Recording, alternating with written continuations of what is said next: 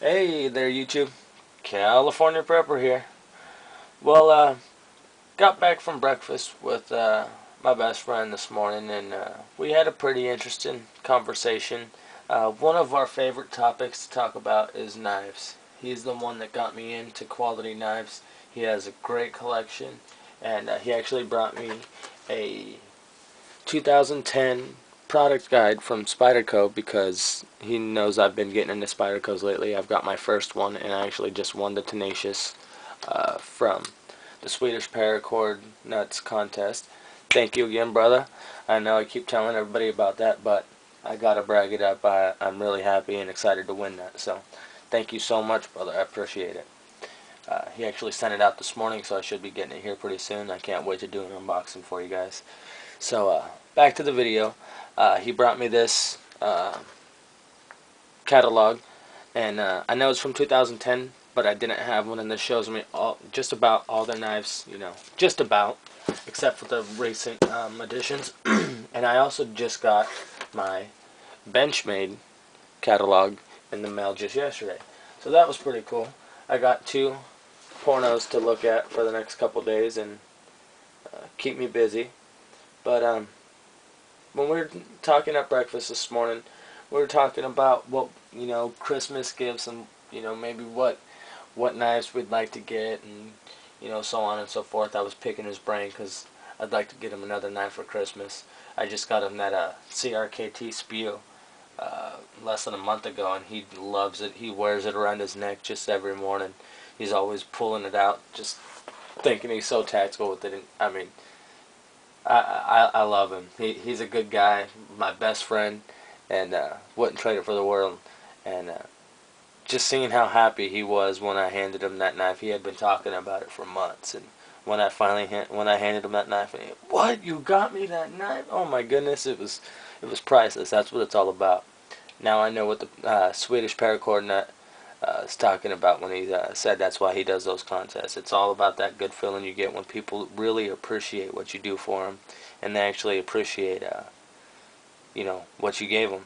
He's the one that gave me my first quality knife that I absolutely wanted. I wanted that Kershaw needs work so bad. I talked about it just about every morning, and he gave it to me, and that's what started me on my knife journey. So I wanted to give him something back, so I bought him that CRKT Spew neck knife, which is a really nice knife with a badass micarta handle. When it got here, I was real jealous. I was tempted to keep it for myself and order another one, but I gave it to him. I was too excited to see his reaction. Um, so I gave it to him the next morning and over breakfast, and he was just blown away. So that was cool. I've told you guys about that. I don't know why I'm revisiting the past, but today over breakfast we were talking about knife prices and everything, and he asked me, well, if money wasn't an issue, what knife would you have? Out of anything.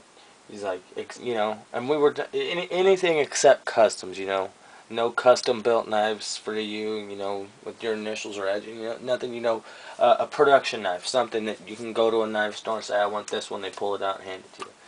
Uh, and I really was thinking long and hard about that because there's a lot of nice knives out there that I've really grown to be fond of. I mean, I have a large list of knives that I've looked up online. I have the prices written down, and I'm just trying to figure out, damn, how can I get the most out of this? But I was thinking about it, so I pulled out my phone, and I pulled up Google. I started flipping through, seeing what knives are actually out there, and give me some ideas. And man, one of the most best looking knives I have ever seen. It is the beefiest looking thing in the world.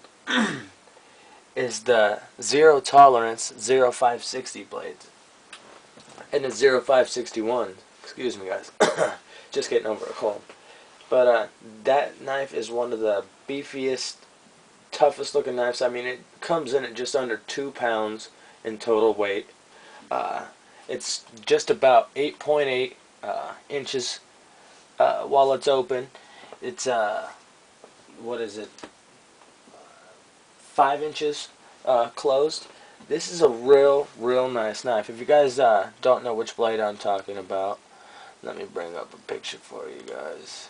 Here we go. Here is the Zero Tolerance 0561. This is the the Coyote Brown model. It has a 4-way reversible pocket clip, so you can have it whatever way you want it. Tip up, tip down, right, left side, whatever. It doesn't matter. You can have your choice of that. It has a real deep set pocket clip because it is a 2-pound knife. You know, you need to have that thing deep set in your pocket. You don't want to lose it walking down the street, considering it is $260. But this is just one of the nicest knives I've ever seen.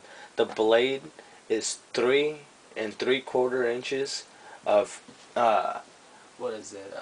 Elmex, which is patented pure powdered steel, which I guess that is a really top of the line steel, very resilient, and stays sharp for a long time, holds a great edge, and is really good and tough, and a real sturdy steel.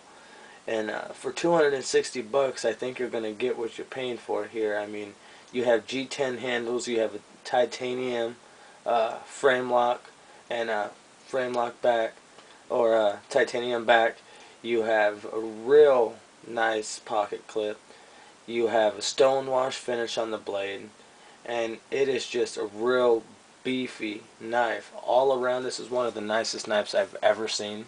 It was designed by Rick Hinderer and Zero Tolerance. And Zero Tolerance is combined of Kai Knives, which is the creators of Kershaw, Ken Onion, another famous designer, and Strider Knives. So those three collaborated for the Zero Tolerance line, and which then the Zero Tolerance line collaborated with Rick Hinderer, and this is sort of his version, or Zero Tolerance's version of Rick's original XM18 design, which is, I mean, a world-renowned knife. Everybody loves their XM18 knives. I mean, that was one of the first knives that I had ever been told to look up, was the XM18.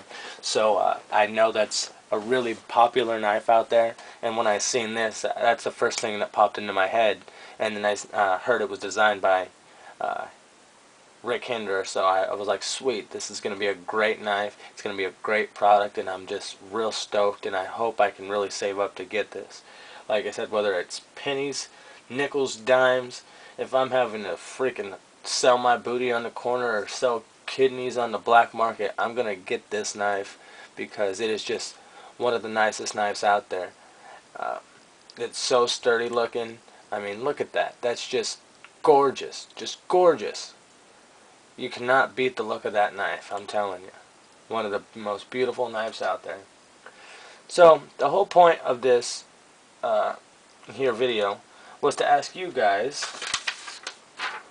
this question. What is your fantasy? Folder, that is. Dirty bastards. Same question he asked me this morning that I'm answering you guys right now. If you could choose any folding knife, no customs, no custom built knives or nothing like that, production knives, like I said, you can go right to the knife shop and pick up, which knife would you have? No price limit, no worries. Tell me what you guys think.